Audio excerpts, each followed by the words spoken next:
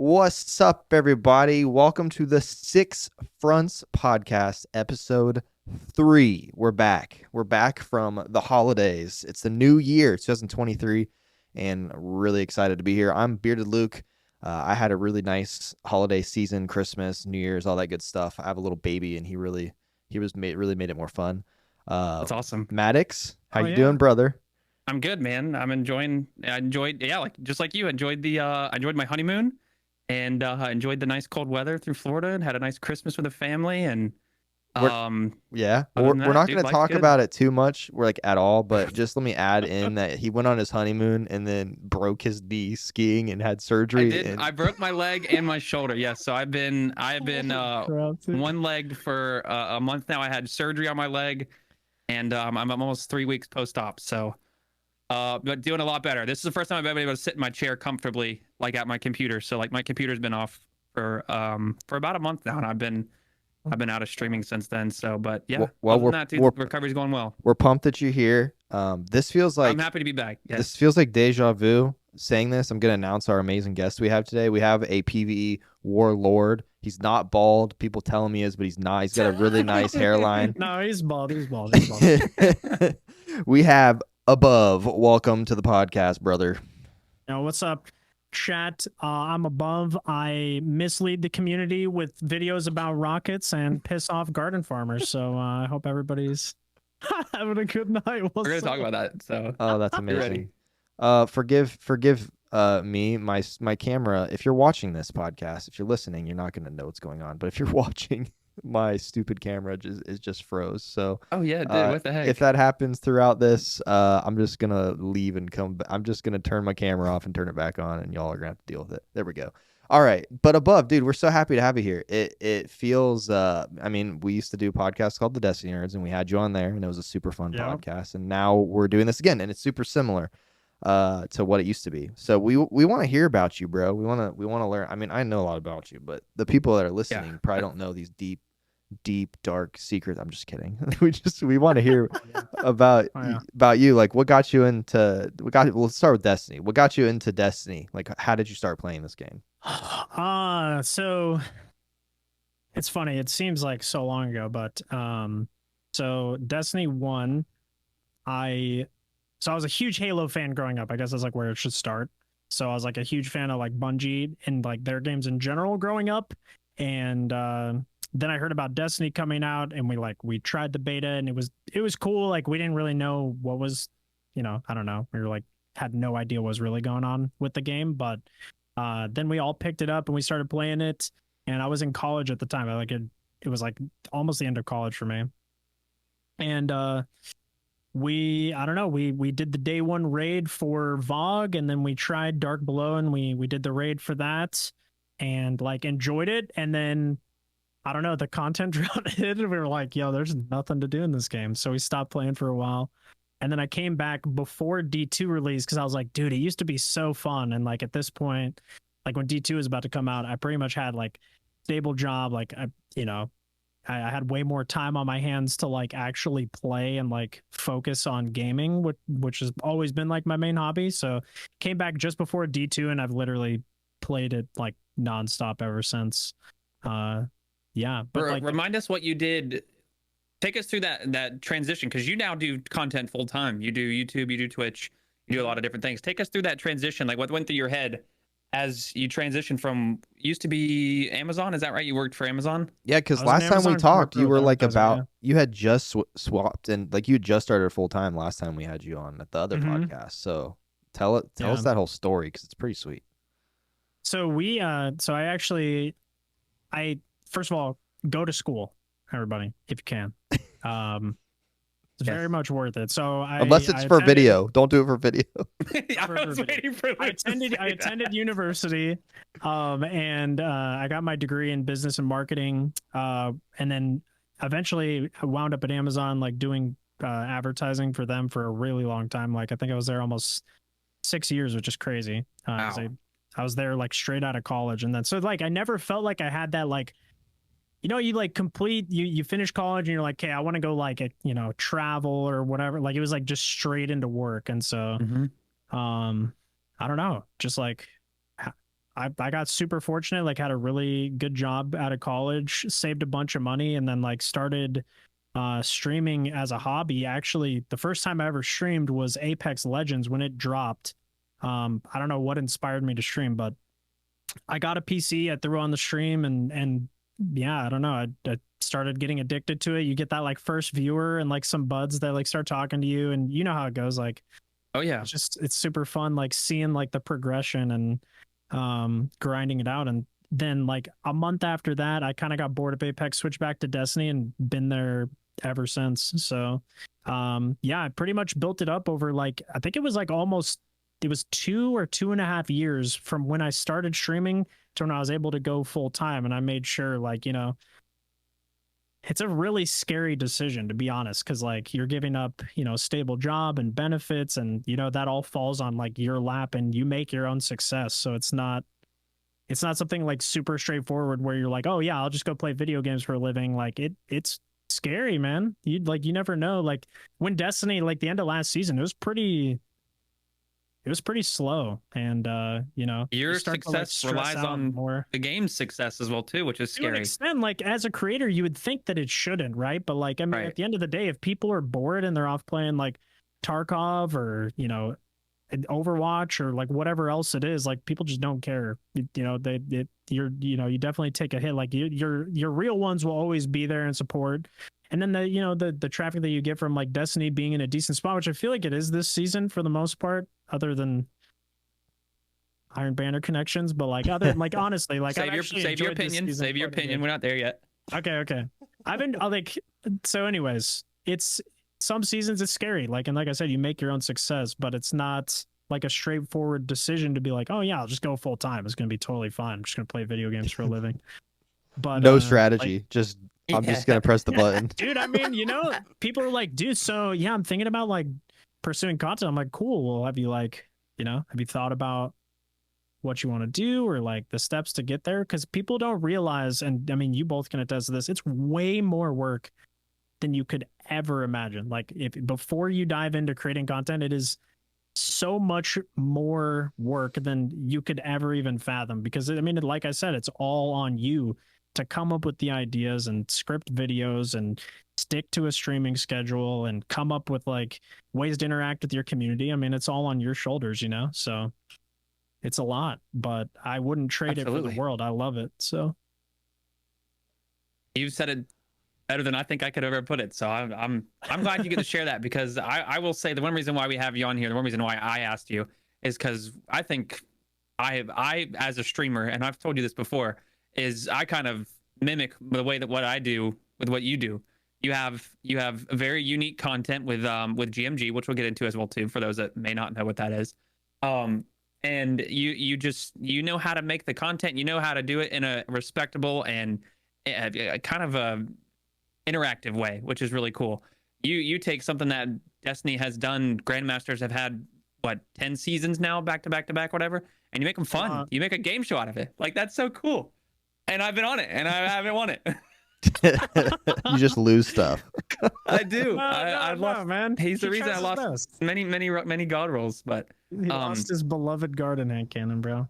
I did indeed. Probably lost sleep over that. But that's awesome, and I think you're one of the most successful people when it comes to being a full-time content creator in the Destiny community. You put in a lot of hard work, and it does not go unnoticed. I can promise you Yeah, that. you're so consistent, and your work is quality, and I mean that's why you're on here, right? Because you're good. We only get good people on here. I'm just kidding.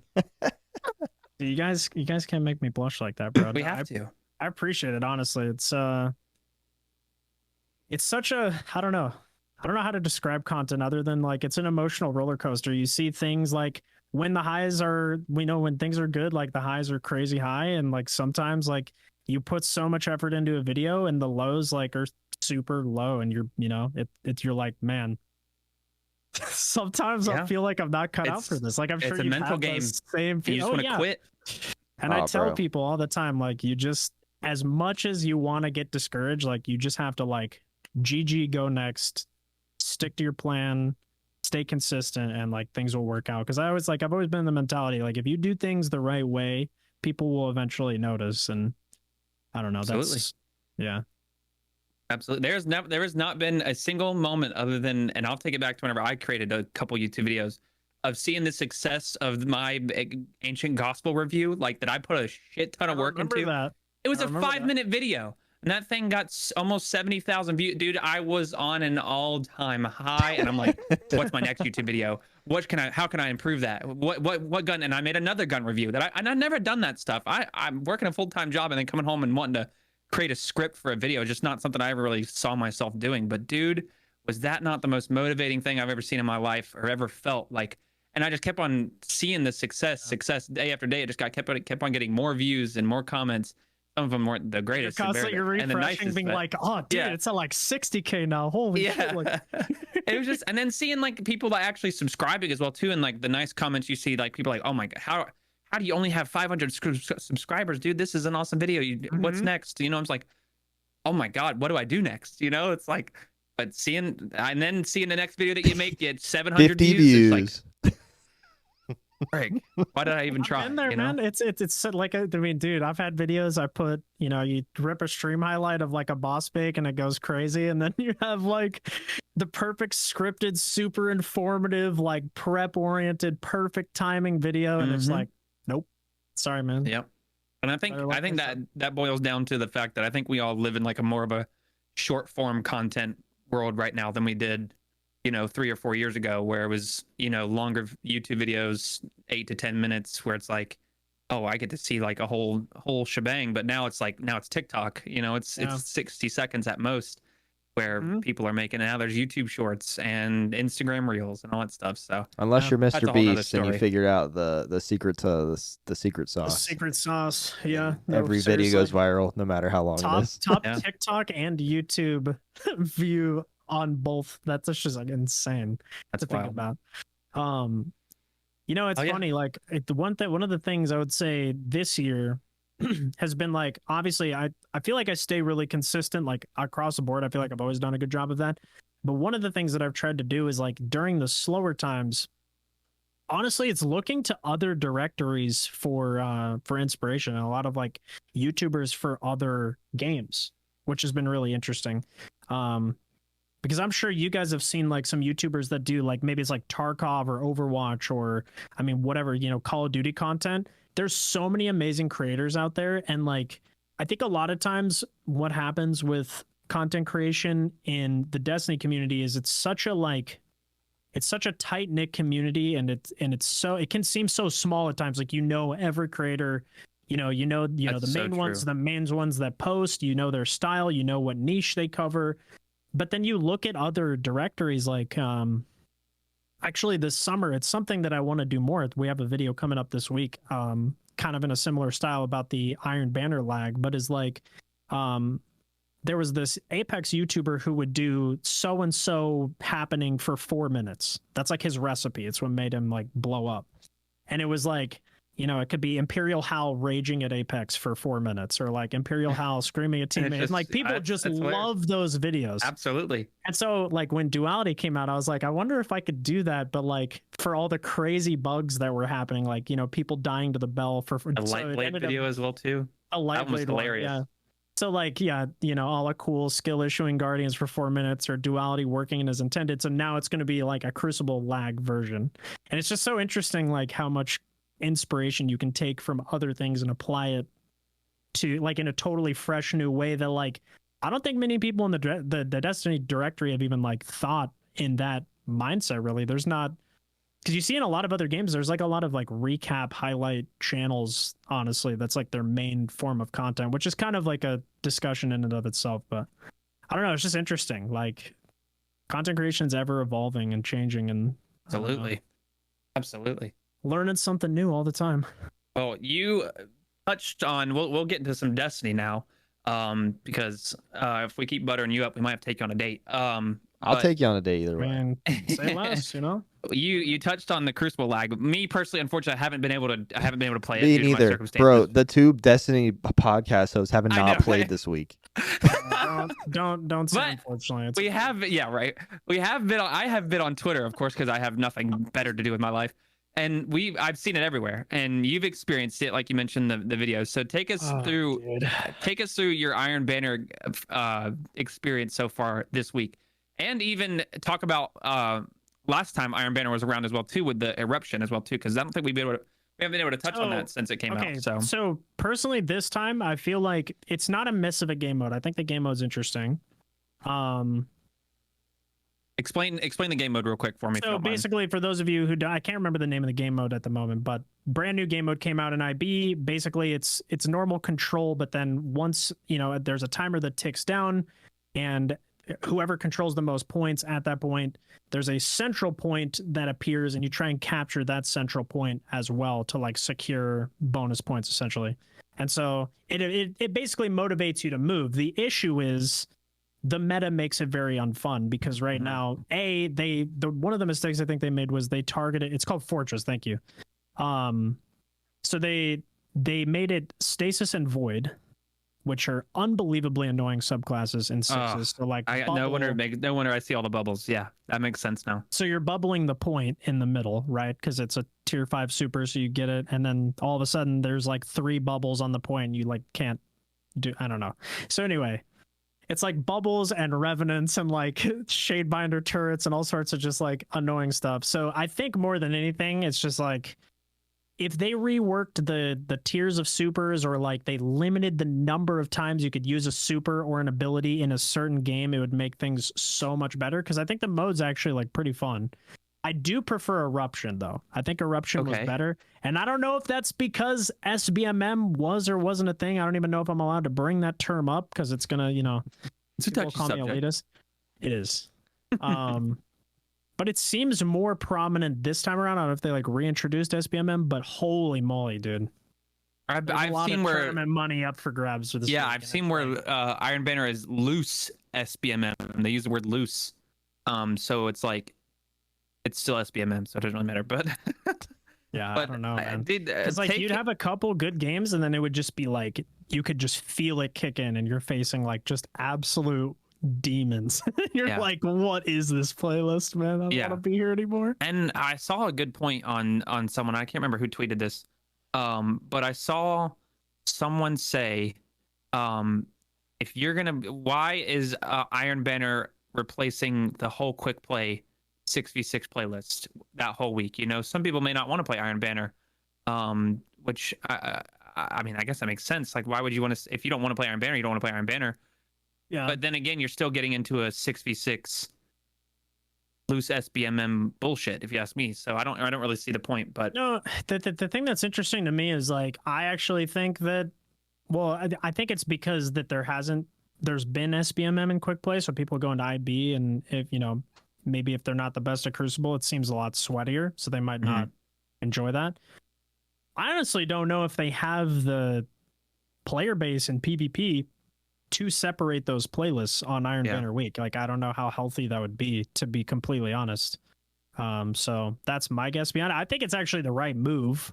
Now, I don't know if, whatever your opinion is on SBMM can affect that, obviously, but I don't know. It's a complicated thing because, Destiny is a game that suits a massive different pool of players that, are of various skill levels. And there will always be a debate on, whether SBMM should be a thing or should not be a thing, or, I don't know. So it's just kind of a losing battle, I feel like, for Bungie in a lot of ways. But I almost feel like if they did just ranking systems across the board for competitive and like actually stuck to a true rank system, because I've heard people, like, I haven't played it too much, but I've heard competitives like pretty miserable at the moment because it's like a combination of skill-based matchmaking plus ranked, so you can face like Ascendant players in gold and like which just makes no sense. Like if you're gonna have, and then I don't know, so and then just have quick play be very, very loose SBMM. Is probably the answer, honestly. I'll say it. Skill-based matchmaking doesn't belong in a quick play playlist. It doesn't. There's so many other playlists where quick play, where skill-based matchmaking makes sense, competitive. But also I don't know. Destiny just doesn't belong in Destiny at all, in my opinion, because you have you now have the rank playlist, which should be rank and connection, in my opinion. You should match people that are near your rank. If not, if you can't find anybody, then they should, expand the rank a little bit. Oh, maybe sometime you're a gold, but maybe you might play with a diamond player by accident because they couldn't find another gold player in that, certain amount of time. Yep. But 6v6 is quick play. It should be where you can go on with your friends. I don't care of any skill level. And if someone wants to play their hardest, then someone wants to play their hardest. Whatever, who cares? But it's not a place where people should think they're going in there to get better. I don't know. I've never thought that, and I saw someone commenting on this on Twitter a while back, and I gave my 2 cents, and then that's all I gave him. I didn't argue with nobody else because everybody else had something to say. But it just 6v6 is not a place for you to go out and okay, I'm gonna get better at this game, so I'm gonna go play against 6 other people at the same time. And you get the response from the one SBMM who were saying, "Oh, you just don't want to face people of your skill level." And honestly, I mean, I don't think you should have to sweat every single game. That's just not healthy. Absolutely for not. A quick play casual game mode, which is why I say it should be very loose match. Maybe if you're in the bottom 30% of the MMR, you face the other bottom 30%. The rest, it should be straight up the 40th percentile to the 70th to the 100th percentile. It should be you face anybody. And that's just video games in general. Sometimes you have tough games, sometimes you blow out the other team, sometimes you have super super close, or sometimes you get blown out. That's just gaming. And I feel people are so averse to having one bad game here and there. It happens to everybody. I don't know. Yeah. You should go back and play Call of Duty back in the day, bro. Oh God, yeah. Or CS:GO, or go play an actual shooter if you want to be competitive at something. Yeah, it's called quick play, not right. I almost said your ass off. Said comp play. That didn't make any sense. Yeah, that's honestly what it should feels just like. It's like the game mode that dads. I'm a dad now, so dads want to go in after work and play and not just get destroyed. You know what I mean? Or just random new people. That's Bungie loves the people that don't play that often so much. Why not make the game mode a little bit easier for them to be in, which also helps other players who are higher skilled, because then if they want to slay out, they can. But I don't usually get into the connection base all that. I usually just have no clue what I'm talking about. But with this specifically, it definitely shouldn't be in quick play. It makes sense. I think that it's simple. It shouldn't be in quick play. Comp should be based off rank. Trials should be. I don't know how trials should be. Maybe a mixture of it with card based, and then outside of that, I mean, I don't see the point of it. We're not playing. Like you guys said, we're not playing CS:GO. We're not playing Valorant or for money. Something we're playing that's for fun. Yeah, we're playing Destiny, a game that you can use 8 million abilities with different builds in a competitive game mode. Here's the thing, and coming from someone that will play, or try to play at a higher level, even in scrims as well too. I don't mind playing against people my skill level. I don't mind getting my ass handed to me. I do it every single time I play scrims. I lose maybe 80% of the time, and I bottom frag maybe 90% of the time. I don't mind losing to anybody if it was a fair game where their connection was good. They had their bullets were registering, their melees were registering, mine were registering. But they just outplayed me. They aimed better. They moved with their team better. They used their super better. I don't mind one bit, but that shit is not happening with skill based. The connections are being, terrible. And you saw it. Oh my God. You experienced it. Me and Luke saw it all over Twitter. You can't shoot a guy. I mean, I saw one of my buddy Defy today. He was shooting at someone that on his screen spawned in, and then he glitched back and then did the spawn animation as he's shooting back at Defy. Dude, what do you do with that? How do you play against something the person on their screen hasn't even spawned in, but you're shooting at him, but then he spawns in again right as you. It's just what? Why? How is that even a thing? Genuinely, I mean, I think this is I think I speak for a lot of people when I say this is. I think Lightfall and Bungie, they do such a good job delivering unique experiences in terms of the things that they add to the game. But I think this year, more than any other year, I feel the refinement and care of the existing content has really kind of fallen by the wayside. So very well put. Yes, you're seeing core playlists just not have things added to them. Crucibles not having maps added. Gambit hasn't had maps added in God knows how long. Loot pools aren't being refreshed super often. Connection and PvP is an issue. You know, the servers have been like, even just generally like logging into the game, API has been going down. API went down. Yeah. You have, you know, lag in Crucible. I mean, like connections, even just in PvE activities, people getting error coded left, right, and center. Like, I think it's like time to focus on like a very deep health update for the game, because if for whatever is going on recently, I don't know what happened, but it seems like the last like 3 months it's been like way worse. And so I'm hopeful that like they see that on their end, and that's like a main focus, because this stuff in PvP, like it's not even like that, not even players trying to be toxic. Like, it is legitimately unplayable, like most of the time. The connections, and that's the issue with SBMM, is you get forced into these connections that are suspect. Gray said it in chat, is like it doesn't belong in a peer-to-peer game, and that's true, because that's very true as well too. Yeah, it is miserable. It's just gross seeing some of the stuff that, like, you're making a whole video about it. I can't imagine the videos that are coming in for you of people's. I have so many clips. Sorry to cut you off. I have so many clips. I can't imagine. I'm like, man, I feel bad because I'm gonna have to cut people's clips out, and they're absurd. But like, there are I got sent literally hundreds. I was like, oh, okay, I'll get, you know, like 50 clips or something to use. Legitimately, like hundreds of examples of the same ridiculous stuff happening, like to everybody, all skill levels.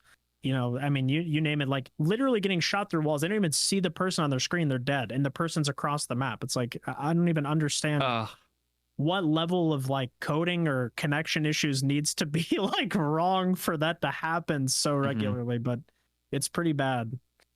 Yeah, no, thank you. I don't want anything to do with that. Not right now, at least. I would love to play, you know, quick play all day long, but there's the fact that it's, like you said perfectly, it's unplayable. It's you can't go in there with your friends and have the fun that you want to, because you just get shot through walls. No, thank you. Cool. We have some more talking points, and one of the biggest things that you do above is grandmasters. So you have catered to your community being grandmaster help, and then on the weekends, explain for those that may not know, for those that are listening, or for those that might be even in our live Twitch chat, explain to them what you do on the weekends with grandmasters. Like, how did it come about? And then how has it evolved to what it is now? So, interesting story. So, I think it was, I guess it was like a year and a half ago now. We've been doing it for, I think, 8 seasons. So, so like 2 years, I guess, almost. So basically, or no, anyway, a long time. So basically, GMs had been out a while, and I was actually like starting to get to the point where I was pushing for partner, which like Maddox, like I know you've gone through and like, you know, had a bunch of it's stressful when you're like trying to push for partner. And I wasn't the kind of person that like, I didn't really want to make it like a public thing, because my thing was like, if I deserve partner, I'll get there. I don't want to like promote it a crazy amount, because I really want it to be like a natural, organic thing. So once I get partnered, I don't see like a steep decline in people of like, you know, maybe the homies were lurking for you or whatever, which is awesome. But like, right. You know, I wanted that natural growth. So I started thinking when I was around like 50, I'm like, I'm pretty close. Like, I think I can do this. Like, what's my next step? Because I can't just do like help forever. I don't want to be known for that, you know, for the rest of my like streaming career. And so I actually went on a vacation. It was like right at the beginning of lockdown. Like I think it was like June of 2020. I think it was like 3 months after or 4 months after lockdown started. We took a family vacation to a friend's house in Oregon, and it was just us and our in-laws. So it was a, you know, small get together, and we just hung out on the beach for like 4 days. And it was a super slow weekend. Like we did stuff, we went on hikes and we went to the beach and whatever, but like there was like some downtime, and I was just thinking to myself while I was there, like I honestly like went on walks and like started thinking about like, what can I do different? And I don't know, I just had this idea one day of like, because I think I started running GMs and people were like, oh, you should try this weapon and this, and I was like, I wonder if I could like make something around like really hindering yourself in a GM and like still getting through it. And then it like, I don't know, it slowly evolved into like, okay, well now what if I invite creators and we compete against each other? And then like, what if we have a wheel that we spin and we set modifiers? And it just like, I don't know, it kind of all came to this idea of which is we have today, which is Grandmaster Gauntlet, which is it's just a game show based around Grandmasters. I have two buddies that are content creators come on and we roll forfeits. Basically, so like you can't use supers, or they're just like sometimes super curse stuff, like in Glassway, like the wyverns that have to be the enemies that die last. Which is like absolutely, which is just absolutely cursed. Like just stuff like that to just see like how ridiculous, like the types of things that we can overcome. And sometimes the cool part is like, you know, you obviously have a bunch of funny like meme deaths, but you also have like some runs that you complete where you're like, holy shit, I have no idea how we did. Like that was crazy. Like we just beat like, I think we did one with actually it was with Demon Joe. And we did one on Exodus Crash where you couldn't use the outer edges of the boss room. You had to stay in the center of the room the whole time. And we beat it. And people lost their minds in chat because like they bet so many channel points on us wiping. People literally lost. I think there were like 3.4 million channel points lost that night. And it was just like, I don't know, like moments like that are so cool. And it just adds like an extra layer of immersion to like something that can become so monotonous, just like the same Grandmasters over and over and over again. So I don't know. It's just a cool, unique little fun thing. Like I know one night we had drinks and it was like that was super fun, and it just made, I don't know, I had a lot by the end of the night. It's a good time. And like honestly, for me and my stream schedule, like it's something that I look forward to every week, and like chat loves it. And it's honestly, it's in a setting where, you know, GMs are around for 6 weeks and they're gone for 6 weeks, and it kind of makes it like a TV show season where you're like, by the time it's back, you're like, oh hell yeah, like GMG's back.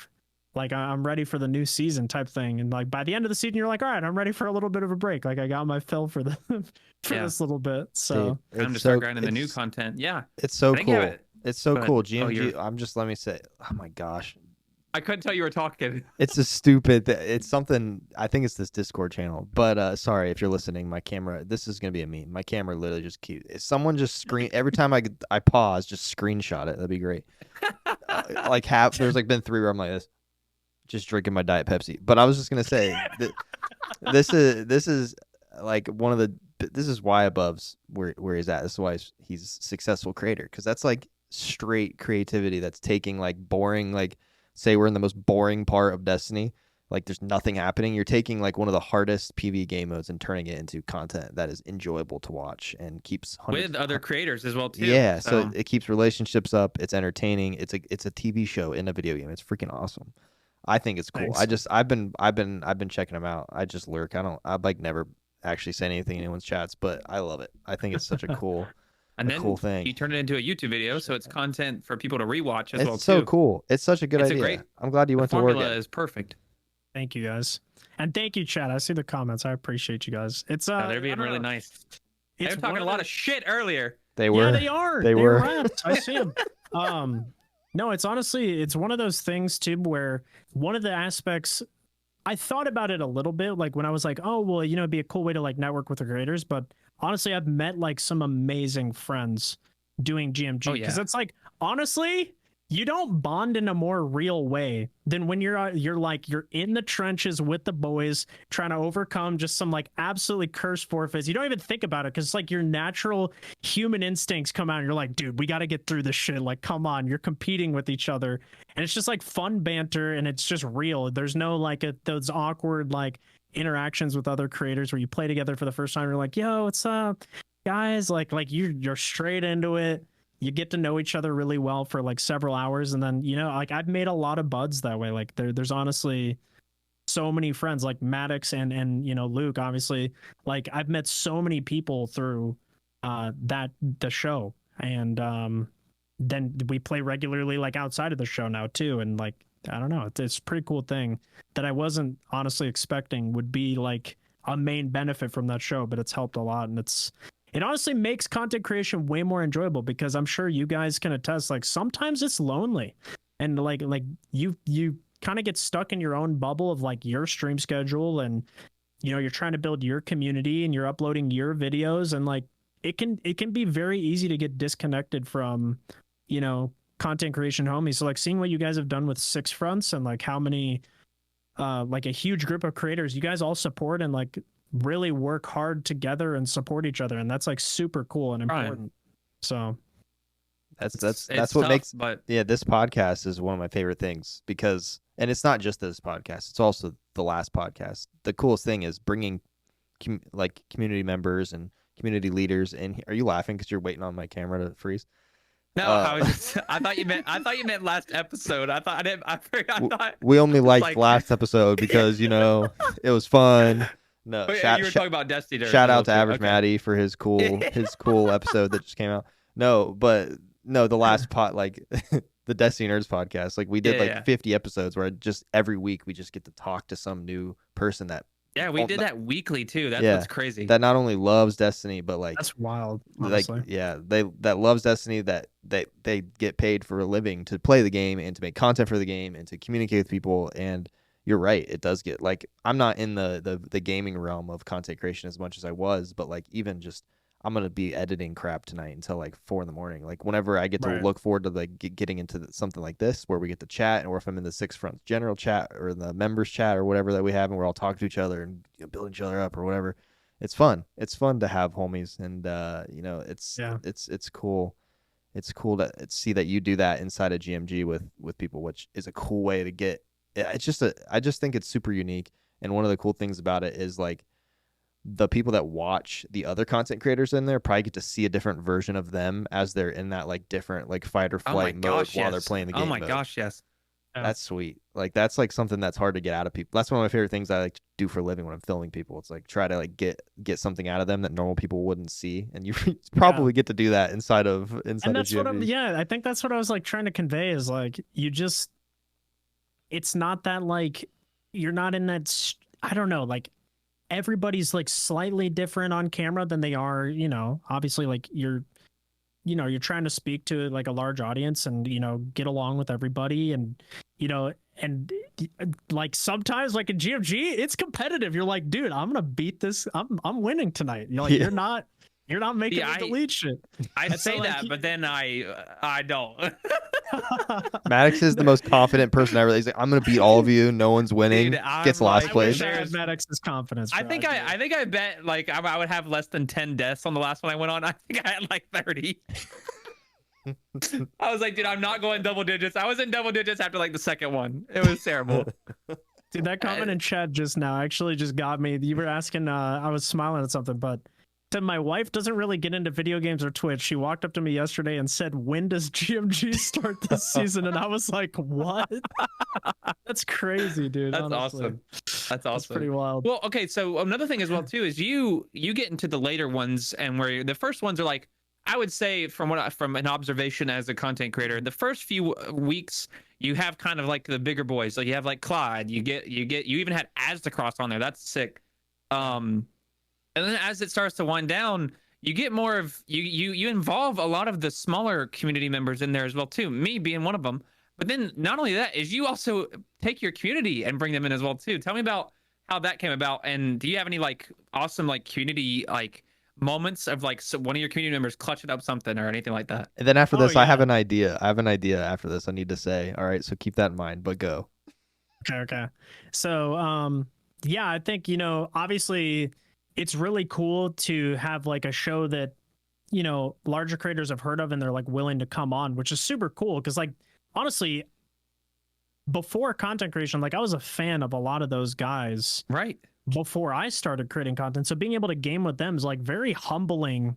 And honestly, like I used to get nervous doing it. Like now it's like, it's become such a routine thing that I don't really get nervous around other large creators anymore. But like when Aztecross, like the first time I was in a VC with Aztecross, I was like, holy shit, bro, this is Cross. Like you get a little starstruck, don't you? It's like 600K subs on YouTube. Like he uploads every day to like hundreds of thousands of people. Like it's nuts.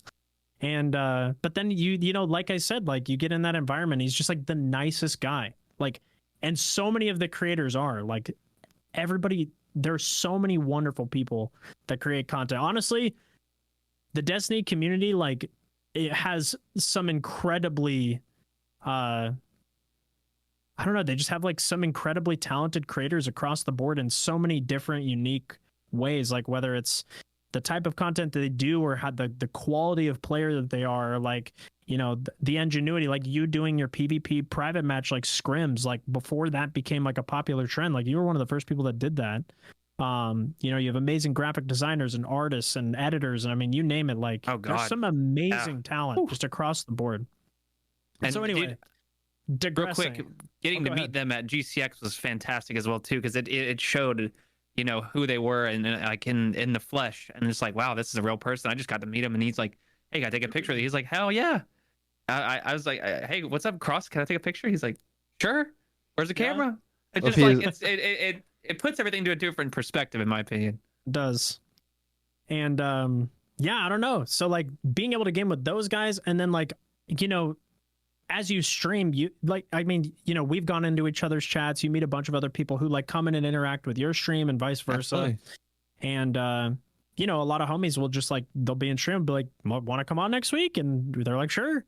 Honestly, like if you, I mean, this will sound weird, I guess, but like if I know who you are and we've like interacted and you know, you seem like a cool dude who's like gonna have a good time in that environment, because it takes kind of a unique kind of personality to not get like triggered or like pissed off and like have fun suffering in a GM playlist. But like basically, like it's just ridiculous challenges, right? It's like finding the right personalities that mesh regardless of size. Like you could have 0 viewers, 1 viewer, you'd have 1,000 viewers. Like I don't care if you're, you know, and sometimes it's funny, like Sweat Malding or whatever. But you know, I don't really care. Like I think there's creators that I've definitely had on that I want to like spotlight because I think they absolutely deserve it. There's people that I've had on there that are friends and we, you know, we just are going to have a good time, and other creators that I've been like, man, I idolize them forever. And, you know, this is a cool opportunity for me. So kind of all over the board. And then in terms of the community thing, it's kind of like once the GMs are typically on a 6-week cycle. So for the first cycle of the GMs, when there's longer seasons, they'll cycle multiple times, right? And so it can get kind of stale. So what we'll do is the first cycle of each GM will have creators on. So like an episode for each Grandmaster. And then once they start to rinse and repeat, we'll have the community members hop on, because that's like a whole different element to it. And originally we did deleting weapons for community members too. But we've started doing it to where they're competing for prizes instead of deleting weapons. And I think that's been like a pretty cool change. That's awesome. And one of the coolest moments, and you asked about like a moment of like a clutch. Mason, Bionic's son in my community, he was left alive by himself in the Proving Grounds Grandmaster. We ran out of time because the forfeits were so cursed. We ran out of time. We both died, and he was left alive. He's the last one. And we talked him through how to clutch it because he was like panicking. He almost died. And then literally he grinded it out for 15 minutes, baiting the boss back and forth, Proving Grounds solo, and he clutched it. And that was probably the coolest community moment. And then there was one on Twitter from last season where I was actually playing with the community and I got stuck on a pipe or something in the Disgrace Grandmaster. And I couldn't move. Like I tried supering, jumping, sliding, nothing worked. Like I was like hard stuck, and I was the last alive. We were gonna have to reset. And then I lowered my frames to 30 FPS, and it unstuck me. Yes, I remember seeing that. And So, you lowered it I in the don't know, man. FOV or whatever, like made you unstuck or whatever. Yeah. Yeah. I'm stuck. So we were step broed, and I was my own step bro. But yeah, I don't know. There's just crazy moments that can happen just out of nowhere. But Destiny moment for sure. Awesome. That's awesome. That's just so cool how you implement other creators and then eventually bring in for prizes your community. That's awesome. Oh, Yeah. I love okay. it. Here's my idea real fast. which Yeah, that's what it was. You don't have to do it. I'm just sitting here thinking about how hilarious it would be if at like a certain point in the GMG, you start the GMG podcast and you guys try to do like a super serious podcast, in the middle of GMG, like in the middle of like the hardest crap that's going. You're like asking these questions, but also playing at the same time. I can't even imagine how ridiculous that would sound. It would probably be awful, but I just had to say it. So I thought That's definitely a good idea. I like that. We had something kind of similar to that actually on a community one, where it like made you focus on other things than the game, and it was God, what was it? Oh, it was near Halloween. You had to name a scary movie before killing a champion, and so everybody, we were like, okay. And they all had to be unique. You couldn't repeat the same ones. So like all three of you would have to rally one off. And if you found a champion and killed it before they were able to name a Halloween movie, they got a death for it. So it was like that's cool. this mini game of like trying to kill champs as fast as you can before they could name it. And then like also like trying to think ahead of like, I need another one for like when we see the next champion. So it's like, and which ones haven't been said yet? I can't. And then of course, like when you're in the moment, you can't think of anything. oh yeah. But so that one was pretty awesome. You do come up with a lot of interesting things when it comes to each GMG and stuff. So props to you for that. Thanks. I try. We do have one gentleman that or gentlewoman that commented on our announcement for your podcast that had a question, and because this will kind of bring us closer to some of the Lightfall talk, and we'll get to that in just a minute. But this is from Hey It's Nuked on Twitter. Says, what are your thoughts about the current state of the game, and what are you hoping to see changed, added in year 6? Year 6, I'm assuming, being Lightfall. So current thoughts, and then talk about hoping to see changed and added to year 6, and then we're going to add on to that in just a moment. We touched a This bit is for on all of it us, by the way. earlier. Okay. I would say we touched a bit on it earlier, but I would love to see, honestly, I think the major, so I don't hate the seasonal model in a nutshell. I think it's been pretty good for the game overall, and we kind of take for granted the amount of content. I think they need to diversify it a little bit and get rid of like the same like upgrade track that you do every season. But I do like what they did this season with multiple difficulties on the seasonal activity. I thought that was a really good addition. The loot was really good. They had 3 different unique almost like strike level quality activities that were all different, and I thought was great. Like for me, Haunted, when they had content where it was like you're in the same area the whole time doing the same thing over and over and over again, there's no variety, got so boring for me. Even though those weapons were great, it was just like, I like the variety. I think the exotic mission was cool. I thought the dungeon was cool. And I actually think the rate that they're doing dungeons and raids is like great. What I would like to see them do, because I don't think we really need like an additional seasonal story layer with the launch of a DLC. Like we had the Witch Queen campaign, which was just nuts, right? Like everybody was freaking out talking about how good the legendary campaign was. The story was amazing, huge like lore drop. So for all the lore people, like to me, that feels like enough. Like that's a huge amount of story that you're getting in that DLC. So to me, it feels like at the beginning of a new year of Destiny, that season, instead of focusing on story and a seasonal activity and all these things, should be focused on revamping the core playlist. It should be about cleaning up the servers, adding, refreshing loot pools, adding maps, just things that make the game feel fresh again, like the core parts of the game that just seem to like they've gotten forgot about for quite a while, because you have so much content that's dropping with this new DLC. I mean, you got a raid, you got a campaign, you've got a new destination, new subclasses. Like I don't really feel like we need a whole separate seasonal activity. Like it almost feels overwhelming. I would rather have content just refreshed and like revitalized and maps brought back, or like new maps brought out. Because I think even in their Lightfall announcement, they're like, yeah, we have a new map in 2023 with Lightfall, but it says it's launching in 2023. They don't say it's launching with Lightfall release. Like to me, the fact that we've never gotten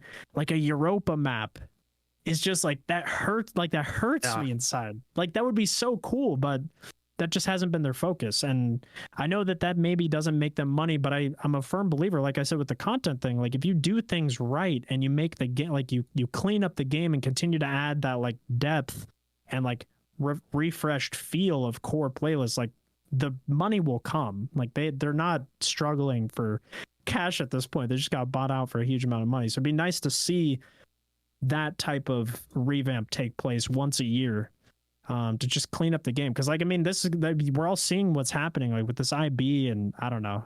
It doesn't seem like the game's in a healthy spot. It seems like we're just focused on churning stuff out faster than we can like stabilize it. And I'd like to see that change more than anything else. Hard to play the new content when it's just virtually unplayable. Yeah, I mean, or just repetitive. Like we've done I made a point in a video recently, like Fallen Saber's been a Grandmaster 4 of the last 6 seasons. Like, how does that not get repetitive? We're doing the same. There's 16 strikes in the game, and the game's been out for 4 years. We've lost more strikes in the last 2 years than we've gained by I think we're -9. And the rewards are now becoming repetitive now that Hung Jury is now back for the second to third time or something like that. Which is like, and I honestly see that's the weird part too, is they talked about legacy focusing and then they brought back Hung Jury. I thought it was going to be like a legacy focusing engram that would give you past weapons and they'd continue bringing new stuff in. That's what would have made sense to me. But now they're just bringing weapons that were out of the game for a little bit, back into the game, and then they'll leave the game again. And I feel like that just leads to more FOMO. So I don't know. That whole thing's kind of in a weird spot too, but super encouraged with this season. I really want to see health of the game updates though. I think it's super important. I think Luke, I think we agree with him, but what would you say if you had anything different? Me? Yeah. I have a lot of opinions on the seasonal model, but I'm in a similar boat as above when it comes to, like, I really dislike the upgrade. I think that we should be able to upgrade the entire, like, if we're gonna keep this upgrade model, like whatever the thing is each season.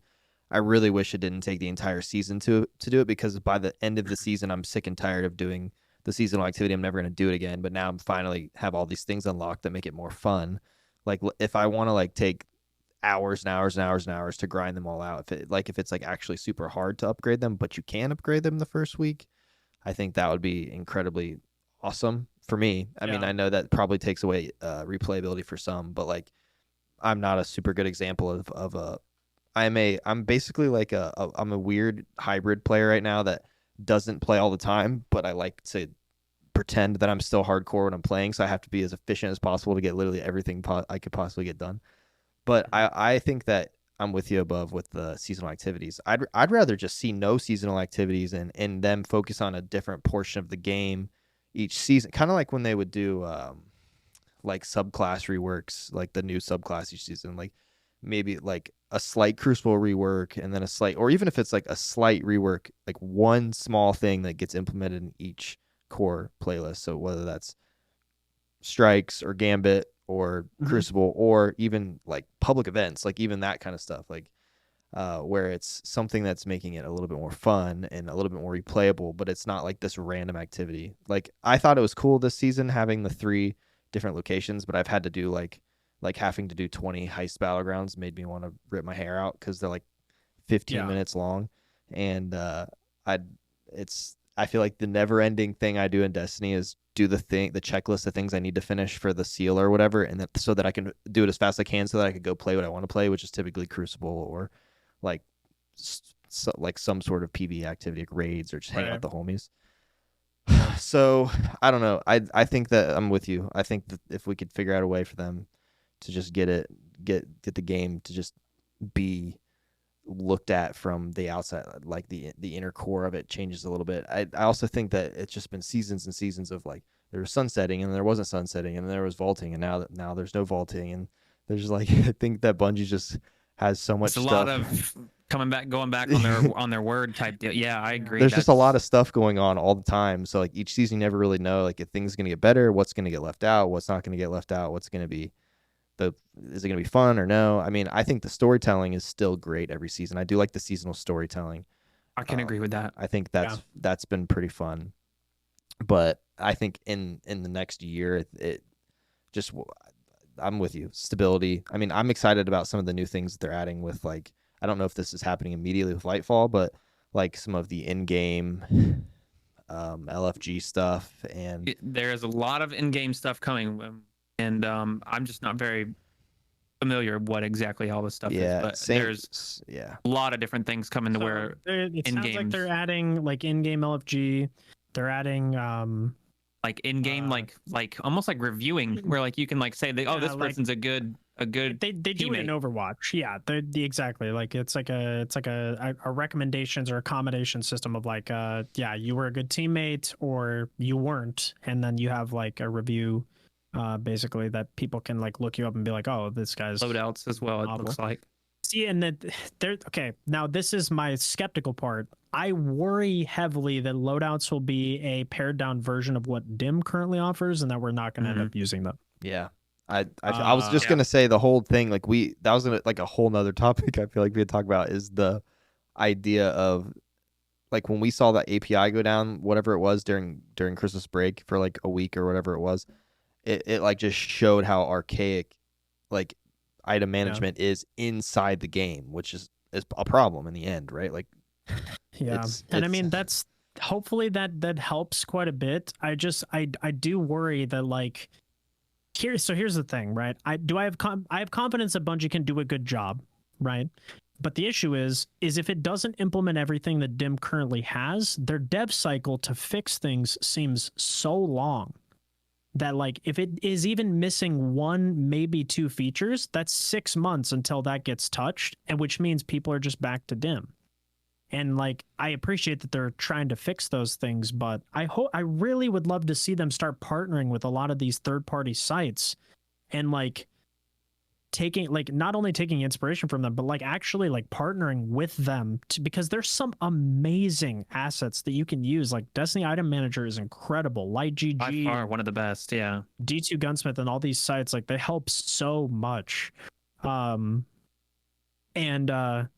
On a separate note, I'm very excited for Strand. One of my main concerns, I don't know if you guys saw, like not only just grappling, but like you can grapple to teammates and things like that. We already know like the connection issues in PvP and like where even a knockout punch or like an Ophidian Aspects Warlock punch literally causes you to like teleport back and forth. Imagine seeing someone grappling onto a teammate. I can only imagine the ability to shoot somebody in Crucible is just going to be a nightmare in terms of like the servers trying to keep up. I hope I'm wrong. I really do. But that's also a concern.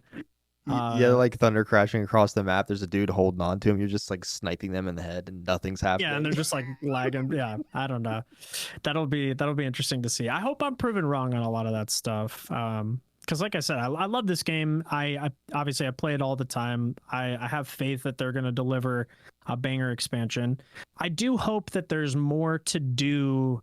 It seemed like a lot of the focus with Witch Queen went into the legendary campaign, and I hope that now they have a formula for that there's more of a reason to visit the new destination, because it seems like they're putting so many eggs in that basket. They talk about like how big like the destination is and like how it's been, because they've said this in podcasts where they're like, this has been the craziest, hardest, most difficult destination to design and code. And I just hope they actually use those spaces, because so many of the planets don't end up getting used beyond the initial campaign, and then you don't really have a reason to go back there. I think the best example ever was Dreaming City, because you had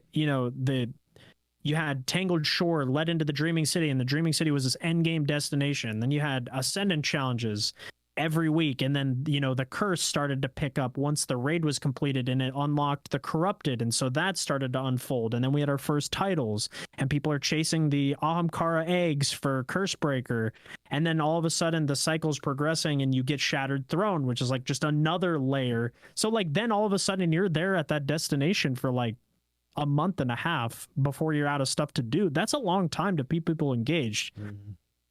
With Witch Queen, like name what you did on that destination after the raid. Did you do like seriously? I went back and forth on that staircase, jumping up, grabbing get a funnel web. Case, and then I used my Titan to go all the way across, get the other one, and then come back, go back up the staircase. Yeah, that's all I did. That was I fun. mean, seriously, like it's an amazing destination too. But like, It is. It truly is. once you were done with the campaign, they kind of just didn't. Was there even a strike? Is Look there even a at it. strike inside? Like, imagine if they put There like is. a. Birthplace of the Vile, yeah, is there? Okay, but I'm talking about like inside the throne room. No. Actually, well, sort of. I mean, Lightblade is there. Then it kind of goes in the Okay. in the Yep. beginnings No, of the Lightblade castle, is I guess, Lightblade but- is definitely one. Yeah. Okay. Yeah, I was thinking like a reason to revisit like the actual like inside, almost like if like they just turned the Savathun, almost turning a Savathun mission into a strike. That'd be sick. Oh my god! Like, dude, I'll never forget the walk up to Savathun's like boss fight with the big bell ringing. The first time you walk up there, like that's such an amazing destination in the game. You see it like once or twice ever, because I mean, not that many. To be honest, like replay the campaign that many times. Mhm. It'd be sick to have that turned into a strike. Like that's such a cool destination.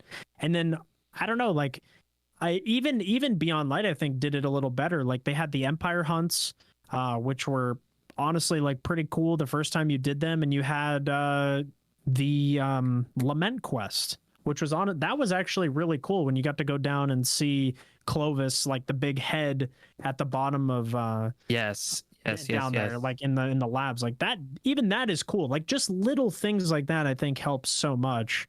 We did have the 6-man activity on there, but you know, I don't know. It kind of feels like confined because you're in an activity space. You can't really like wander around and check stuff out. But I would love. I hope that the new destination has a bunch for us to do once the raid and the campaign's done. That's like a huge missed opportunity that I think they could easily like take advantage of. And it sounds like the new enemy type could like kind of help with that, because the tormentors or whatever they're called look pretty wild. So I'm hoping like the open world's a little more threatening too. Yeah, is it Oh, supposed yeah. to just be a huge city? Like, is that they're kind of like banking on? Like above, have you seen anything from this? Like internally, I know you've been a part of some like community No. summits or whatever, right? Or have you, or haven't you? I have Okay, I not, wanted to make no. sure I didn't say you have, and then you immediately were like, "Oh, shut up, Luke. Thanks for burning me." No, I just didn't know I if have you had not, I been a have part not. of these ones that you might not have been under. You can't talk about it NDA anyway, for. so it doesn't matter. If the NDA was over, you never know. No, I haven't. I would love to. I actually put that on like one of my New Year's goals would be like to be invited to a summit. I think that'd be super cool. To just kind of see like how they work internally and like what they're thinking about. Because I'm sure we can recommend all these things in the world, but you know, it's obviously much more complex making a video game than we realize, because you're worrying about all sorts of both new and veteran players. You're worrying about financials. You're worried about impressing your bosses. You're worrying about, you know, the workforce and the amount of work that they have to, and all these deadlines they have to meet. Like it's complicated. And as problems pop up, you know, it delays other things that you want to do. Like I'm sure these API issues have been a pain in their ass leading up to Lightfall launch. imagine. Like they're trying to focus elsewhere, and you know, they're making another game. I mean, you name it. There's a million things that they're trying to do. So just it'd be cool to see that side. But I mean, we can make all the suggestions in the world. Who knows what's actually realistic? But you know, at the It's end true. of the day, consumers want what they want. That's true. Before we start talking about Lightfall, I'm gonna answer my portion of the question real quick. Oh yeah, what do of you think? I would like to be added, and I'm gonna go a little bit because I agree with you guys both, and I just want to know. Oh yeah, I agree. Blah blah blah. Let's move on. I'm gonna go a little bit of a different route, and I'm gonna say that they should take this season and take all the feedback from comp of what they rolled out and improve it. Don't listen to everybody and put everything everybody wants, but I'm saying they should take all the feedback of it should be a ranked base, there should be an unlimited cap to the score, and it should be this and that. You should get rewards on this. There should be a whole crucible set of armor. There should be a certain weapon that's not reprised. There should be certain ornaments and stuff you get when you turn Ascendant, so people know how fucking badass you are when they see you in the tower. I just think that would be fantastic to see, and I think a lot of people would agree with me that they want to see their time invested into this game. You know, visually, whenever you see your character, you want to be able to alter your character's look based off of you know, how much time and how much effort and how much success you have in one playlist. So I don't know if you guys remember, like even shaders, when you completed Crota from back in the day, you walked in the tower with Glowhoo for the first one, like, damn, this guy just completed the hardest shit in the game. Like, simple as 100%. that, you know? Or when you flawless something, if there's a flawless shader or something like that, like, wow, that guy really just did that. That's a badass right there. You know, he's level 600 in the freaking battle pass. He's obviously put in time in this game, and he's been rewarded. I think that's one thing that the comp is obviously lacking, is the fact that there's just no rewards other than just marking on the screen of how much time and how much effort you put in and how much success you had. I think that's something that is obviously lacking, and I think they can take the time, which they probably won't, and that's okay, to implement something like that in the near future. Whether it's not, whether with Lightfall or whether it's just in year 6, like we were talking about as a whole, is implemented just a better reward system and a better, you know, time system where stuff is obviously, you can obviously tell how much some person put in, you know, and time and effort into something. Just like how Luke does seals, he gets a seal, he gets a 2 next to his little gilded seal because he took the time to play this game and do those triumphs, and he gets something rewarded, and then people can see that, and it's like, wow, this guy really put in the time to become a glorious or whatever. So I think that's definitely something I would love to see. I totally agree, and I'm going to take over host for a second. Do you think, both of you guys, do you think they, because it seems like such a like hands down like free slam dunk to just cosmetic rewards everywhere, like GMs, I mean even like Gambit, Glows, it can literally be a glow, Crucible, whatever it is, right? Glow, I'm talking glows, weapon ornaments, armor ornaments, I mean, you name it, right? There used to be, let me just real quick, there used to be Gambit ornaments on every single Gambit weapon. Yeah. But do you think, could go and play Gambit and get an ornament for your weapon. Yeah. Do you think that they don't do that because of new player FOMO? I don't care. I'm genuinely. I'm sorry you didn't play the game 2 years ago whenever I did. Do you not even that? I'm talking about right now, like even lower skilled or new players that come in the game. Do you think that they avoid putting ornaments on stuff because they're worried that, you know, more casual players just won't be able to get them, and they'll you know, resent like the higher tier player? Like I genuinely like am I think they already do. That's the case.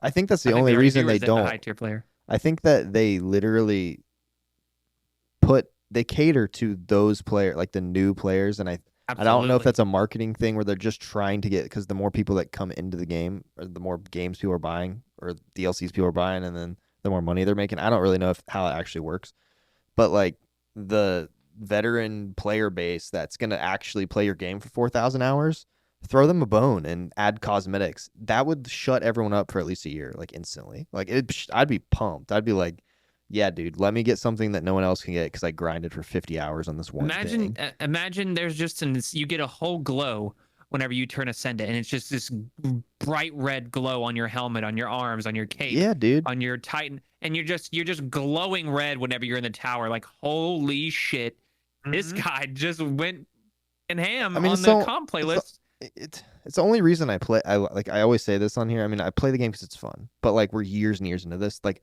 at this point, the like main reason I play Destiny is to hang out with homies and get seals done. Like I like to like, if I'm gonna waste my time playing this for hours and hours and hours, I want at least there to be digital words that gives me some sort of meaning. So like if you're giving me a cosmetic also that gives me some sort of meaning on the internet, everyone's gonna play, and then they'd have to figure out some sort of monetization to it too, right? That would, I mean, maybe not. I don't really think they do personally, but like I feel like that always has to be added in. Like if we're in all video games, it's like a whole cultural thing. Like, well, we have these cool things you can earn in game, but then you can also buy these cool things. Where I'd rather just earn the cool things in game. That means a lot more to me than buying them. I mean, bro, they sold a Whisper ornament that paid for an entire secret mission. Like it takes one banger ornament to make a shitload of money. Like you said, throw people a bone. I'm looking at examples, like seriously, even like in-game examples that have happened. There was a Nightfall high score tracker. People grinded Nightfalls like crazy because there was a number on your emblem. You had you had Master Vault of Glass and the Vault of Glass seal, where you could only get the time lost found verdict. You could only get the new Shatter White shader, and all those things was so good because it was based on the challenges you completed. You had to complete all the challenges to unlock time lost found verdict, which is probably still the best shotgun in the game. You had and then honestly, the most fun I think I've ever had in Destiny, one of the most magical times for me personally, was grinding out Luna's Howl. And then you saw people with Not Forgotten, and you were like, holy shit, that guy is a gamer. Like, he has Not Forgotten, like the original season, Redrix's Claymore, then Broadsword. You had like all those pinnacle weapons. You had to go out and grind. And I get that, like, that led to those are the reason the weapons are sunset. But like, dude, honestly, if we have those back, sunset them every year. I don't give a shit. Like, give me cool weapons every year, sunset them at the end of the year, but I got to have fun chasing them and having something powerful, even for a little bit. If it causes balance issues for however long they're in the game, that whatever, like, let them be in the game for 6 months. We're in the era of having 3.0 classes where a single grenade can clear an entire room in Lightblade. Are we really worried about... You can literally go buy with your materials the strongest primary in the game every single weekend with a different role. Yeah, I mean, dude, there's so many powerful things and builds and weapons now. I'm like, would Recluse and Mount Top like even be an issue? Would Wendigo be, or Delirium be a problem? Like, those were insane. People went crazy for those, grinding those out every season. And that's just such a basic thing. You add one high value weapon that has an achievement tied behind it, people will go and grind it. And that added so much fun to the game for me, because you're like, oh, what's the Gambit weapon? What's the raid weapon? What's the Crucible weapon this season? You would just go and farm them. And it added so much like flavor on top of just the normal seasonal content that we have now. It just seems so samey. Agree. But same exact. My brain's the same. Let's get into probably our last topic of the night, because my leg is hurting very badly right now. I was going to ask, are you in pain yet? Yeah, no, it's okay. I'm chilling. It's all right. This is good. This will be the last topic. I mean, we're almost at time, so yeah. So we want to take you back to go back in time when Lightfall was first announced. You're watching the trailer above. Give us your initial reaction, and then give us, as time has gone on, like what your continuous thoughts about Lightfall and Strand and the new Tormentors and stuff. Give us your first initial reaction, and then what your like thoughts are now and how they might have changed. Oh man, that's tough. I think it's safe to say that the Lightfall trailer was badass. Like, I think that's obviously the Lightfall trailer was badass. I'm gonna have probably an unpopular opinion on this. Let's hear it. What's the timestamp? All right. The Lightfall like aesthetic kind of seemed very non-Destiny almost. It didn't I didn't see like it almost feels like a different game. I'm like, this doesn't seem like the Destiny that I know. And two, like, it seems like Strand's gonna be really fun, but it almost like seems so surface level. I mean, and I could be totally wrong on this. I have no idea. It could end up being insanely broken. We end up using it. But it seems very much like something that's cosmetically cool and will be like the fun thing for a week, and then everybody's back on Arc 3.0 or Solar Bonk Hammers or whatever, because they're so strong. Like, the movement stuff seems cool.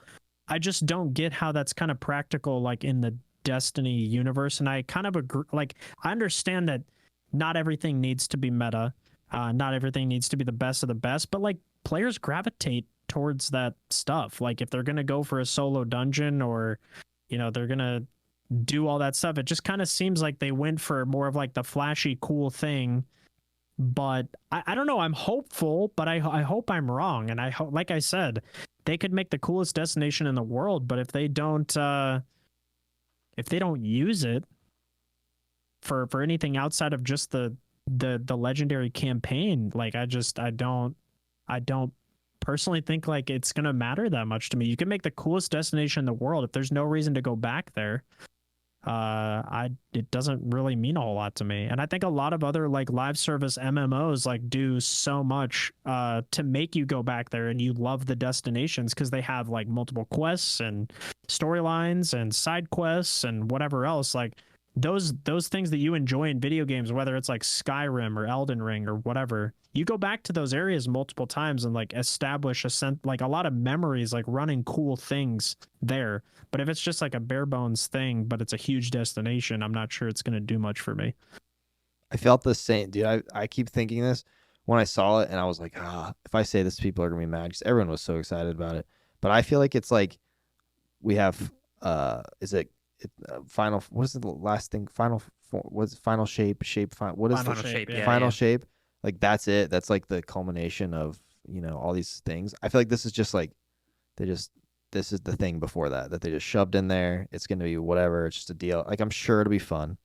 But I saw it and I was like, I kind of just want to get to the end. Like this, like I'll play this and I'm sure I really hope it blows my mind. But when I first saw it, I was like, I do too. I felt the same way. I'm like, this doesn't feel like Destiny. This doesn't, I mean, it's cool. I don't really care that much for like the whole, like the like super bright lights, like kind of theme.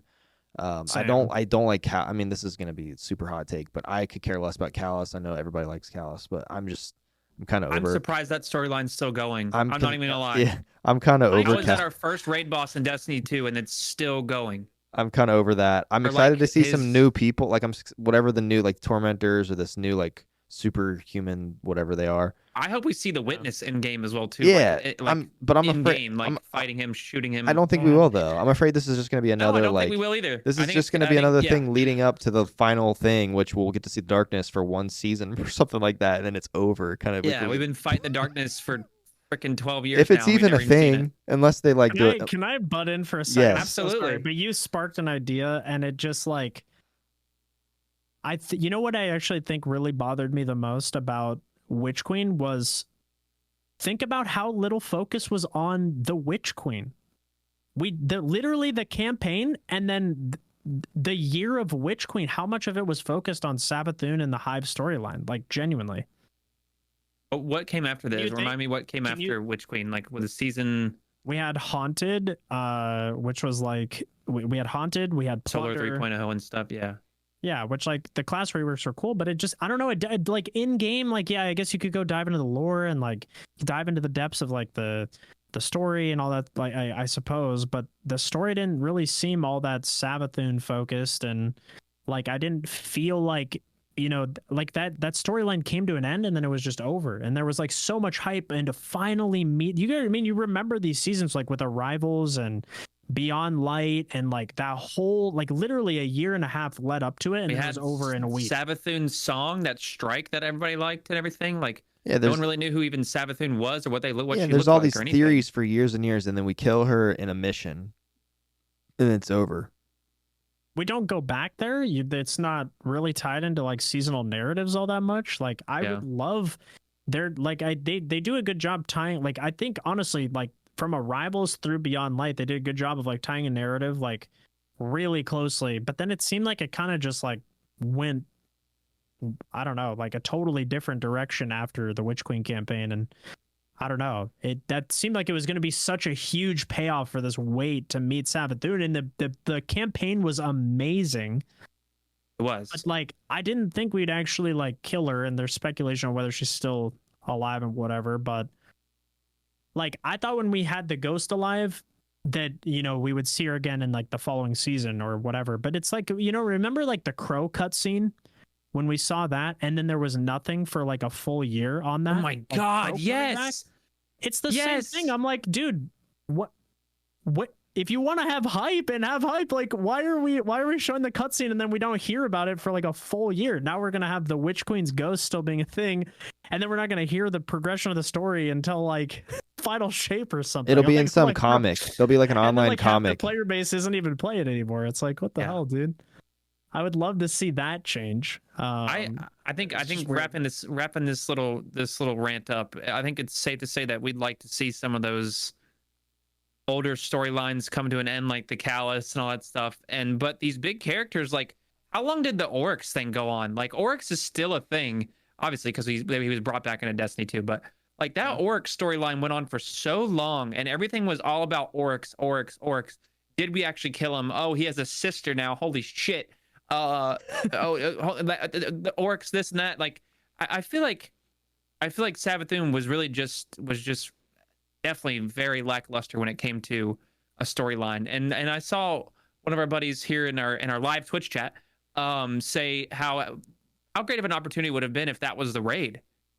Yeah. Like, we get Val was great and all that stuff, but how awesome would that have been? Like, if like the final cutscene of the final boss, you're like, oh shit, who's the final cutscene? And it's her ghost that just kind of floats up, and then she just resurrects. And now she's the final boss of the raid. Like, how sick would that have been? Like, holy shit, she is actually the big powerful being that we thought she was, and she's the next Oryx, you know? And I just, it is bothersome because the storyline was so good, the legendary campaign was so good, and then now she's just. I'm dead. sure she's gonna come back. Honestly, like, I'm speculating that she's coming back as someone that's good on our side. If I'm being honest, like, I think in the end it's gonna end up being like a bunch of like super big bad boys that we thought were bad eventually on our side to fight against the dark. Like, maybe that's the only way the darkness can actually get taken down. Is that's the only thing I always think whenever it's like there's not a huge payoff to this really intense like character that's been through so much of the lore, that like in the end there's probably something for them that we're going to be mind blown by. But the thing that sucks for us is we play this game day in and day out constantly, so like it's easier for us to be angry about it rather than like someone who played the campaign. I mean, I agree to an extent, but at the same time, like, if say that I was, I bought the game and I did the Witch Queen story, and I'm like, all I care about is the story. I played the Witch Queen campaign, and I'm like, what the hell happened to Savathun? Like, what if you take a break from the game, you come back, you could come back in a year and have zero missed time between the Witch Queen dialogue. Like, that's just so bizarre to me. I don't know. It's just, I think you're right, though. I think that we will end up aligning with Savathun in a lot of, I mean, like the Cabal and so many other enemy races pretty much. But yeah, it's just, I don't know. It's interesting. I hope they crush it. I really do. I love this game to death. And I think the reason the Destiny community is so passionate is because like they see the potential that this game has. No other game scratches that itch. And it's like, it's always that, I describe it as like, it's always just, you see it right in front of you. You see the potential. And it's one step forward, two steps back, and they just miss what you're looking for. But damn, is the gameplay so damn good that you're like, I'll stick with it. I love that, whatever. But they're so close to having just a no competition, like best game out there. If there's just a few tweaks here and there on like pretty basic things that other MMOs do. And I don't know, I'd love to see it just take that leap finally, but it's felt like that we're on that teeter-totter of success that's been the case for however long the franchise has been around, where it's just they don't quite hit the note that you're looking for. Outside of Forsaken, I think for me is like the one time where I was like, damn, they just knocked it out of the park. Like, this is the best Destiny has ever been. And I think the community like also feels that way. Like, people look back on those times of, I mean, it was just down the barons that killed or that had stuff to do with killing Cade, and then eventually you're like, okay, well, I'm done. No, you're not. Now you go to the Dreaming City, bitch, and now you got to learn all that shit. And it's like, wait, what is this? Who is Riven? What is the Last Wish? What is a Blind Well? Why is Petra here? Who is that? Why is the egg sitting right there? How do I kill it? It's immune. What the frick? There's lost sectors, and there's this, and there's that. The best dungeon in the game, in my opinion, came from that. I mean, I love so many. The first dungeon ever, too. Yeah. I mean, yeah. And then it was a community secret. Yeah, it was a secret, wasn't it? Weekly missions as well, too. Yeah. There was a lot of cool stuff from that came from Forsaken. I do agree that was by far one of their best. I guess you can call it a seasonal model, I guess, in a way, of just how they kind of drip feed us.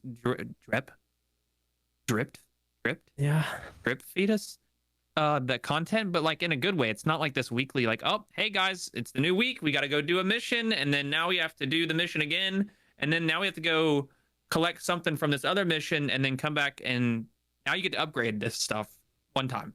I think a lot of it was the unknown, right? Like, now you see step 12 out of 54, and like back in the day it was like, things were time gated, but you didn't know they were time gated because it's all delightful to like play through stuff in game, and then other shit unlocks that you had no idea was even there.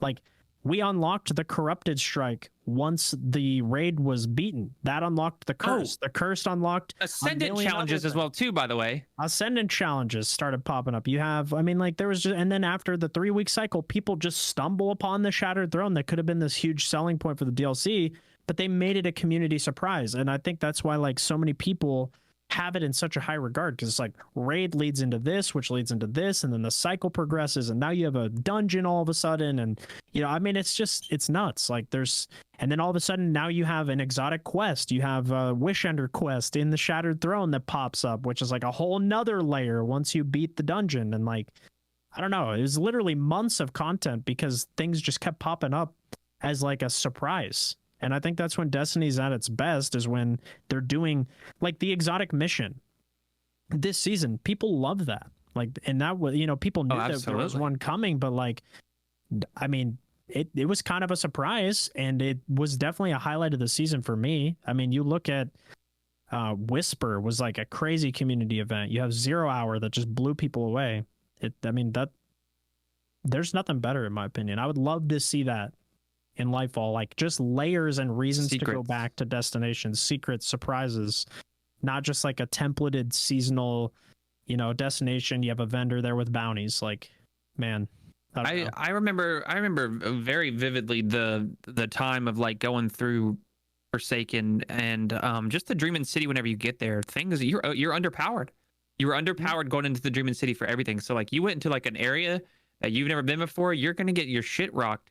And then you can continue to explore, and then there was just I swear there was just an endless thing of like corridors and hallways and certain things that are sitting there, and then an enemy pops up and it has a sword, and you're like, oh shit, I shouldn't be here, I ain't ready for this yet, and I think that had almost an MMO style back then than it does now, where they're trying to reach in a way, where like, I'm not ready for this yet because I'm underpowered.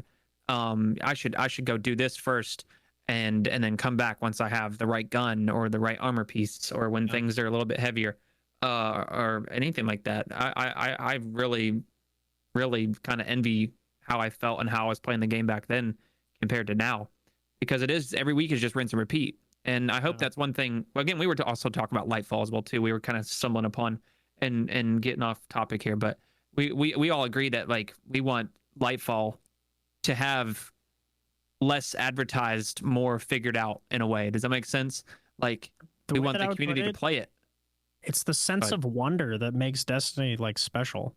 Like, you stumble upon a DLC, and like the thing with Forsaken that I think they did so well was like, there was so much to do that it was almost overwhelming. You like weren't even sure where to begin. Whereas like a lot of times now with a new DLC or a new season, it's like, you have such a set path. They give you instructions. They send you XYZ. You check off these steps, and then your time gated, you're done. And you're like, okay, well, that 2 hours was sick, but like, now what?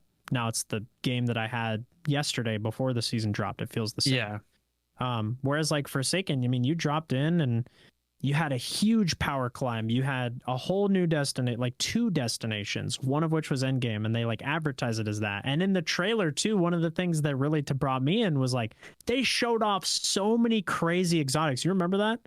They were showing off like the new supers and the new exotics, and they showed off 1K spraying the ground and like killing like just everything in his path. And I was like, damn, bro, they're bringing the heat with this trailer. Like, look at all this new stuff we're gonna be able to go get. And then it was way more than you thought. Yeah, and then it would yeah, exactly. The content itself was like a surprise, and I thought that was awesome. So I'm hopeful, man. I really am. I want it to just be an absolute banger.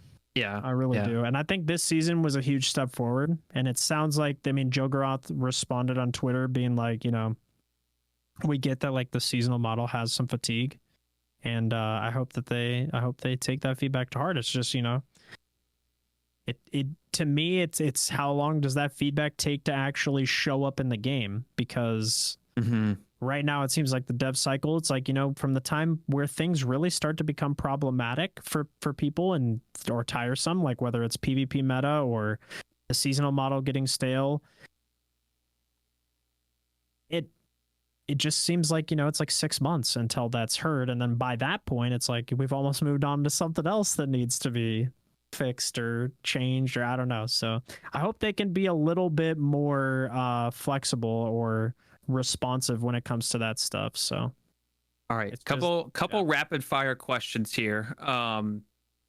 This is kind of just something I'm going to come up with on top of my head. We're all going to answer these. Okay, you ready? Mhm. Let's first. I want to ask you, what is your favorite weapon ever? Izanagi's burden. Okay, Easily. you already ready for that, Luke? What? Yeah. Yeah. Recluse. Oh, I knew that. Mine's Zalo's Supercell. Does that surprise you? Okay. That does surprise No. me, actually. I love that weapon. I thought it was that gonna was be the garden hand cannon, but Well, I mean, obviously, like that goes without being said, but I have like a fond memory of using Zalo Supercell trying to solo Crota whenever I was playing D1, because that was like the one that you had to use, and then when you got, I had the armor piece that when you got meleeed you went invisible or something like that. I don't remember. I do remember using that one all the time. That was so much fun. Quick question here from our live Twitch chat. Says above, how are you so hot? I think it's pretty obvious that he's just Stop. born with the genetics. I think it's a pretty obvious question. A quick question again from our live Twitch chat is above this one is, we'll make this quick. We'll make this quick for all of us. How do you find content creation during droughts in Destiny? How do you find content during that time? I think I can answer You this. read that raw. How Did I? how do you find content to create Oh, okay. during droughts I'm in sorry. Destiny? There you go. I think Go ahead. it's, if you're passionate about something and you give people a reason to be passionate about something, they will follow suit. So like, right, whether it's the next month prepping for Lightfall and like giving them reasons, like today we were talking about it on stream. I'll be quick with this, but it's like, oh, well, why do I need to prep? Well, if you're going to be doing the day one raid, you want the artifact mods. If you want the artifact mods, you're going to have to, and really compete, you've got new subclasses you need to test. You've got new exotic weapons and armor that you need to obtain. You then need to test those things. You need to level up and do all that. And now, like, so you're just like, if you prep, you're getting rid of the most boring part during a slow time in Destiny, where you can go and, get that XP and have the artifact mods at your disposal, so you can focus on the more fun things when the DLC actually comes out. So it's kind of like writing a narrative for people to be like, hey, like, I mean, wow, 6 fronts moment, I guess. Hashtag write the narrative.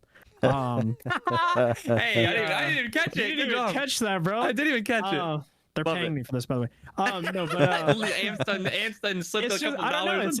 It's one of those things. It's like, Oh, goodness. you find things and reasons for people to be engaged with the game, and honestly, people follow suit. And the same thing with like the GMG is just thinking of something unique that gives people a reason to care or watch the game, because honestly, it can become very stale for a lot of people like later in the seasons. So I will say, every time I see you streaming, you definitely have some form of whether that's like theme for your stream that day, whether you're doing helps, whether you're prepping, whether you're doing this, whether you're testing, whether you're doing other stuff, but you always have something that you are trying to complete, for that time period. And then a lot of it has to do with your community as well too.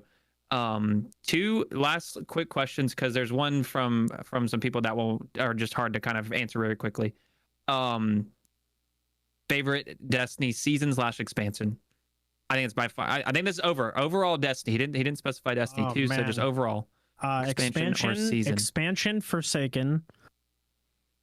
Oh God, season. That's so tough. Geez, I don't know, Chad. What are some of your favorite seasons? That I guess is a good What question. about you, Luke? Taken King. It's my favorite expansion. My man.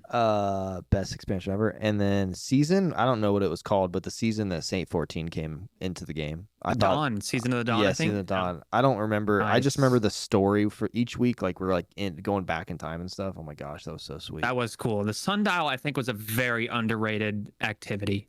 Yeah, I truly agree. think it was a very underrated activity, because it came with targeted farming where you could choose what you got at the end, and it also had a like legendary mode as well Mhm. too, heroic mode and stuff. So that was awesome. I think that's very Yeah. underrated, and I'd love to see something like that.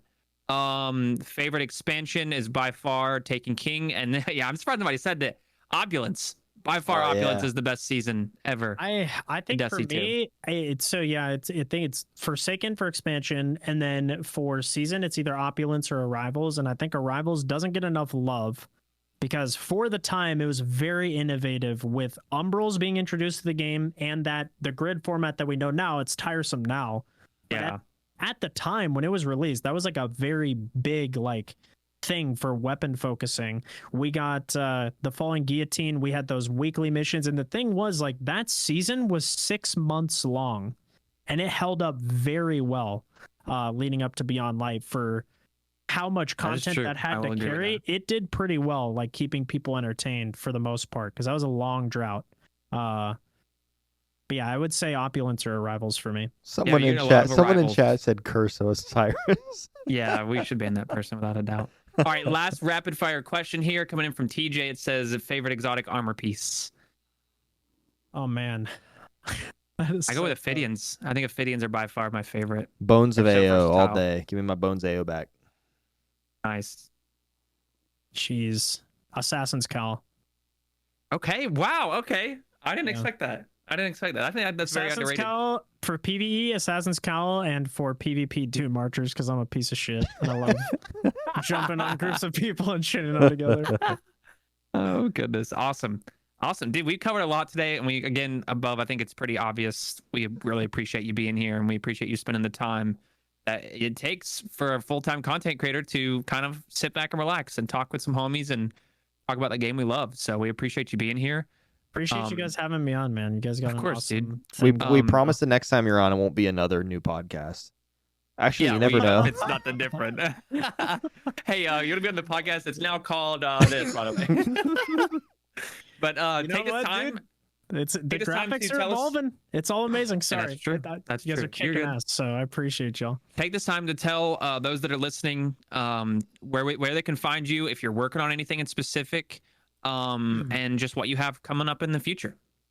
You can find me at YouTube Above Destiny, on Twitch at twitch.tv/above, and Twitter above TP, my former Twitch tag. I'm working on a Lag Crucible compilation video to showcase just how cursed that is, and you can see a lot of like Witchbring or Lightfall prep content coming up on the channel here soon. And then GM guides and stuff. So GMG's coming back next month, and that'll be a good thing to kind of carry us into the new expansion. So yeah. Awesome. Mr. Luke. Heck yeah, I'm Bearded Luke. I'm growing a mullet right now. You guys want to see? Check it Oh out. damn, Yes, sir. that's extremely attractive. Man. Growing a mullet. Dude, you're unbelievably like just slick and formal in the front, and that's a lot of party in the back. Oh, yeah, already for him. we're Get partying that. hard back here, but we're professional. We're filming weddings in the front. But Oh, man. yeah, dude, I mean, honestly, all I'm working on right now is this, and gonna be doing a bunch of it has nothing to do with Destiny, so I probably shouldn't. But my YouTube channel, youtube.com/beardedluke, I'm gonna be I'm doing like a mixture of lifestyle gaming and like tech stuff. So this office, I'm doing a tour of this new office that I just redid completely, and there'll be sneaker videos and all that good stuff. That's kind of what I'm working on this year. I don't even know if I'm gonna stream this year, so I just keep an eye on Twitter. We'll see. I'm trying to make sure that I'm if I'm gonna make stuff on the internet, that it's When you got the new fam going on, Yeah. dude. That's a big Yeah. that's a big whole deal on. exactly. I got a cute. He's 6. My son Crew is 6 months old today, so time's flying, and we're just enjoying that. So, That's awesome. but man. yeah, you can find me on Twitter, twitter.com/thebeardedluke or at thebeardedluke, whatever. I got a blue check mark because I paid for it, and I'm proud of it. So, anyways, Maddox. Yeah, twitch.tv/Maddox. That's really all my content is currently. Well, not currently, but I will update everyone. I'm very active on Twitter at twitter.com at Maddox on Twitch is my handle. So I'm in recovery mode, and I'm starting school back tomorrow, so I'm not exactly sure when I'll be back, but I definitely will be back whenever life gets better. So don't know when that's gonna be, but hopefully soon. So, but Other than that, Heck yeah. we appreciate you guys, Mr. Luke, Mr. Above. Thank you guys for being a part of this, and we're Thanks again. we're Hopes. out. It was so fun. All right. We'll see you guys Later, next everybody. week. Adios.